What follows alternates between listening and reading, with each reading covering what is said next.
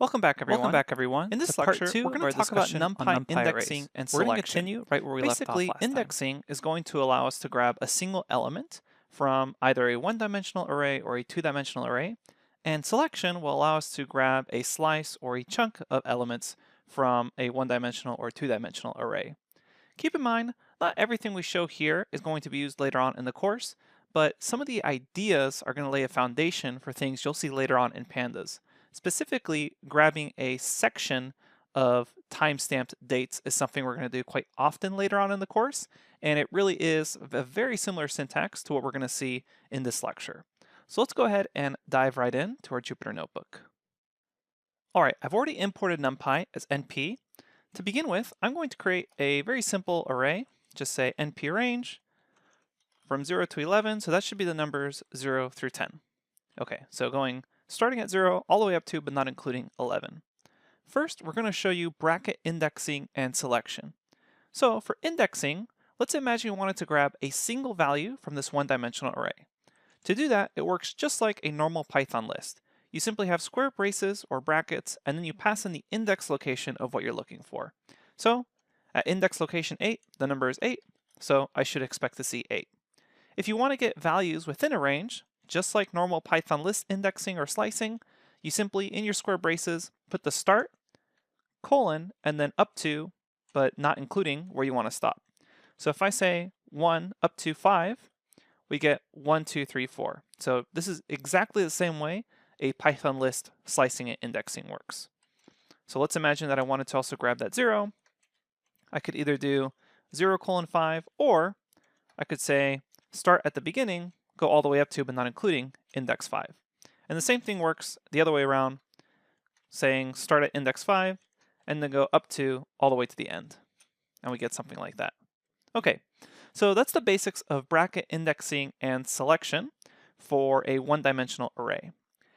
Now, I previously mentioned we can also perform broadcasting. So NumPy arrays differ from normal Python lists because they allow you to broadcast functions and operations across this. So for example, I can grab my array and I can add to every single number in this array. I can divide every single number in this array. And notice the changes aren't permanent. I would have to save this to some new array variable or overwrite my old array variable in order to actually see those effects. So keep that in mind when you're doing operations like this just by itself. You need to reassign the variable to actually see these operations take place. And you can do all sorts of things. So you can even do it to the power. So I can say grab everything in that array and square it, and you'll notice that everything is now squared. So that's general broadcasting. But what's also really interesting, and it's a very important note on slicing, is that a slice is still going to point to the original array. So let me show you what I mean by that. I'm going to create a couple new cells. So here's our original array, 0 through 10. Now let's go ahead and grab a slice of this array. I'll go ahead and create a new variable called slice of array, and then set it equal to array from 0 to 6. So if I check out the slice of my array, notice it's 0, 1, 2, 3, 4, 5. So what I'm going to do is I'm going to broadcast a reassignment to the slice of this array. I'm going to say, go ahead and grab everything in the slice of the array. So that's what that single colon does. It just says grab everything from start to end, and then set it equal to 99. So now if I take a look at my slice of the array, every single element is 99. And what's important to note here is when I did this assignment here in this cell, slice of array is equal to array 0 through 6, it's actually still directly pointing to the original array, which means when I call my original array, notice now that the first 5 elements have all been changed, actually the first 6 elements here, have all been changed to now be 99. So that's sort of broadcasting of a reassignment based off a slice like this that will affect your original array. So always keep that in mind. If you did not want the original array affected, you need to be explicit when creating a copy. So I could say something like array copy is equal to, and the method you would call off your original array is .copy with open and close parentheses. And then here, in your original copy, you could reassign everything to some new value. And we take a look at our array copy versus our original array, And notice the .copy has created a distinct copy in memory. All right, the last two topics we're going to discuss are indexing and selection on a two-dimensional array, and then conditional selection based off some sort of Boolean condition. So first off, let's talk about indexing on a two-dimensional array, otherwise known as a matrix.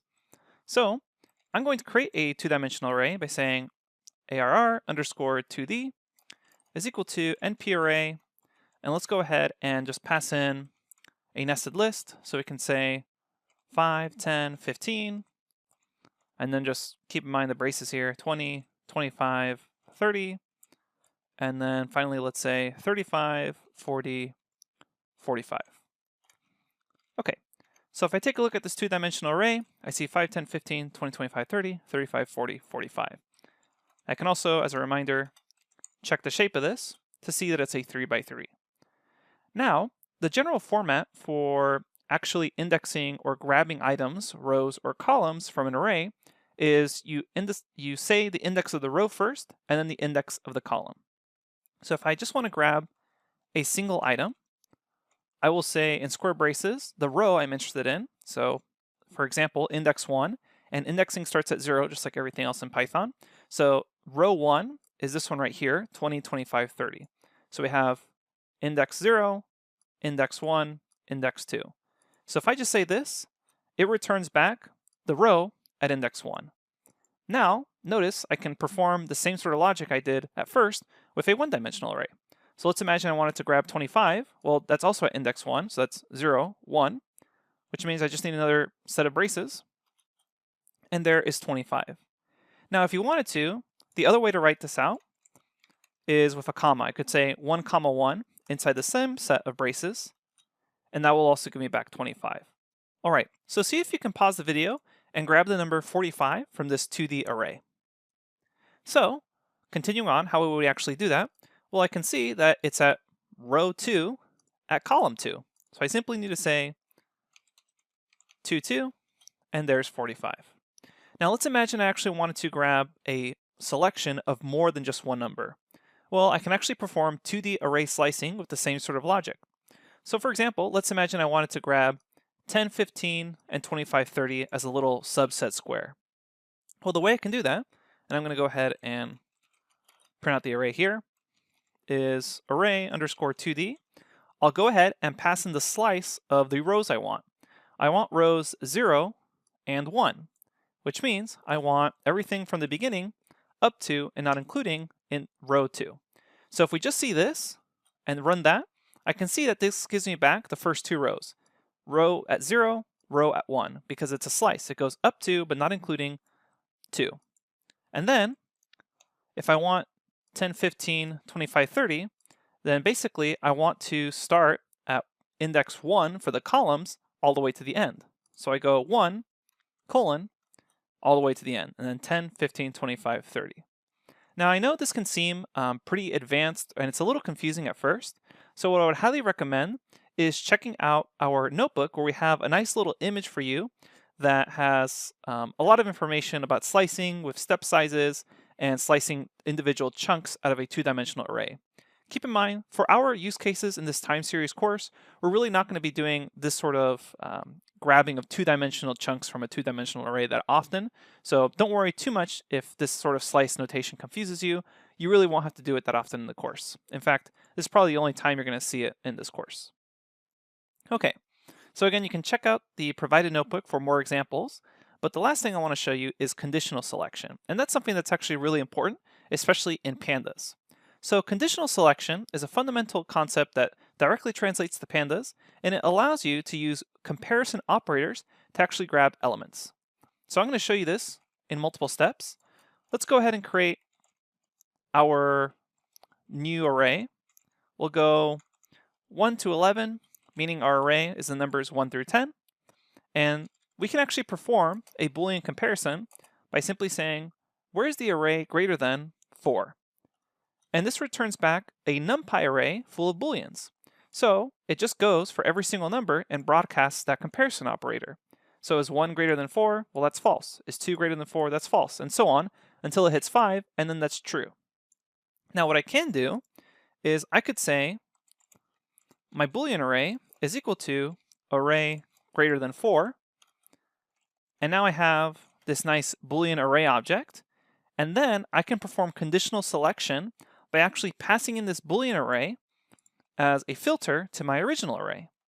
So I call my original array, call square braces, and then pass in that Boolean array. And notice it's only going to return back where the index locations were true. So all NumPy is doing here is it's taking a look at your Boolean array, false, false, false, true, true, true, and so on. And it's saying, okay, you have a false at index 0, so I won't return that.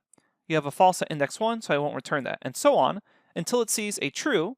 It notes the index location and then returns back the element at that index location for the original array. So that would be 5, 6, 7, 8, 9, 10. So typically, people aren't going to do this in multiple steps like this. They won't define a separate Boolean array. Instead, what you're typically going to see is something like this, the array, and then you'll say where array is greater than 4.